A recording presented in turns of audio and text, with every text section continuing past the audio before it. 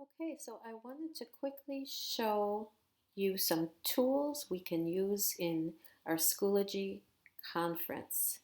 And if you are looking on a phone, you only see this blue area.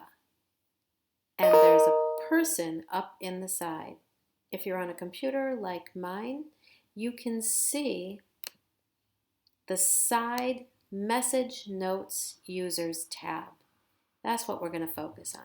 But if you're on a phone, the way you need to get there is by clicking the person in the top corner so that you can get to these tools. First tool I want to show you is the public chat. In the public chat, it's like a text message. You can type and then click send message to post a message that everyone in the class can see. Even when you close public chat, reopen it, it's still there. The thing that we've started using in class and we will keep using is shared notes. When I click on shared notes, I get something that's kind of like a blank piece of paper. It's like a shared piece of paper that we all have. So I can type on this paper, and if there were other users right now, they could type too.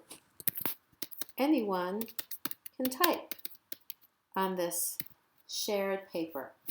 So we started using shared notes in class. For example, if we had a question we wanted to answer, like number 2, we might say, okay, does anyone want to answer number 2?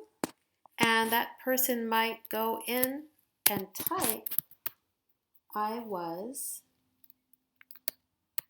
disappointed because the job did not pay well, right?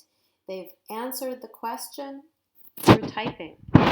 It's a way to put your work up for everyone to see on the screen.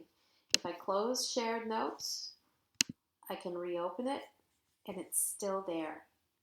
Let's say I make a mistake. Maybe I forget the period on the end. Anyone else can come in and help correct my sentence. Add a period, capital letters, change spelling. Shared notes is where we work together. The last thing I want to show you is in the users. You'll find your name, and in your name, you can set a status.